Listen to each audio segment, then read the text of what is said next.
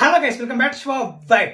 చిక్కిపోయాడు కానీ వామో చిత కొడుతున్నాడయో. So yes, చాలా మంది జపాన్ లో ఎన్టీఆర్ ని ఆ ఫొటోస్ లో చూసి అసలు ఏంట్రా ఇంత చిక్కిపోయాడు అంటున్నారు. సో సో సో కంగారు పడకండి, అస్సలు చిక్కిపోయాడు కానీ ఎన్టీఆర్ నీళ్ళలో మాత్రం చిత్త కొడతాడు.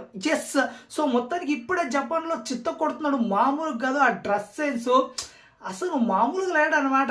సో మొత్తానికి అయితే ఒక హైప్ అనేది క్రియేట్ చేస్తున్నాడు జపాన్ లో దేవరా సినిమా కోసం అయితే. సో అసలు మొత్తానికి అయితే చాలా వరకు ప్రమోషన్స్ చేశాడు. సిటీ టు సిటీ అంటే ఒక దాదాపు 8 స్టేట్లు తిరుగుతున్నాడు అనమాట ఒక జపాన్ లోనే. చాలా మందితో కాంటాక్ట్ కూడా అవుతున్నారు అనమాట. సో మొత్తానికి అయితే చాలా షోల్లో కూడా పార్టిసిపేట్ చేయబోతున్నాడు. సో మొన్నైతే చూసారు కదా ఆ షో ఏదైతే డాన్స్ చేస్తాడో, అలాంటి షోలు కూడా కొన్ని పార్టిసిపేట్ చేయబోతున్నాడు అనమాట జపాన్ లో అయితే. అండ్ ఇంటర్వ్యూస్ కూడా దాదాపు ఒక 2-3 ఉండొచ్చు. సో మొత్తానికైతే మొత్తం ఇవన్నీ పక్కన పెడితే ఈ ఎన్టీఆర్ ఎప్పుడైతే ఇలా చిక్కిపోయి కనపడ్డాడో చాలా మంది షాక్ గురైపోయారు. భయ్య ఏంటి ఇంత చిక్కిపోయాడు, చాలా చిక్కిపోయాడు, అసలు ఎన్టీఆర్కి ఏమైంది అని చాలా మంది సందేహపడుతున్నారు, డౌట్ పడుతున్నారు. సో ఏమీ లేదు భయ్య, ఇదంతా ఎన్టీఆర్ నీళ్ళ కోసం అనమాట. ఎన్టీఆర్ నీళ్ళు సేమ్ ఇదే సైజులో ఉండబోతున్నాడు, 0 సైజులో. సో మొత్తానికైతే 6 ప్యాక్ ఉంటుందా, బాడీ బిల్డింగ్ ఉంటుందా, ఇవన్నీ లేవు.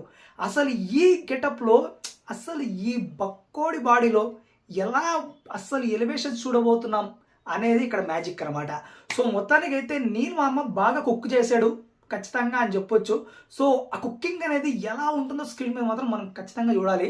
సో అస్సలు బాడీతో బాడీ పెంచేసి బాగా దున్నపోతులా తయారైపోయి, సో మొత్తానికైతే పంచు కొడితే ఎగిరిపోయేవి మస్తు చూసాం ఇప్పటి వరకు. సో ఒక బక్కోడు వచ్చి నవ్వ స్క్రీన్ మీద కనపడితే ఆ ఎలివేషన్ మామూలుగా ఉండకూడదు. నాకు తెలిసి ఇది ఖచ్చితంగా ఎన్టీఆర్తో తీయబోతాడు అనమాట.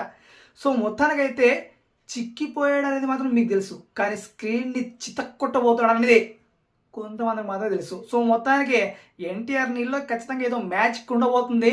సో ఈ పాటితో కనుక ఎలివేషన్స్ పడితే ఫ్యూజులు ఎగిరిపోతాయంతే. సో చూడాలి మళ్ళీ.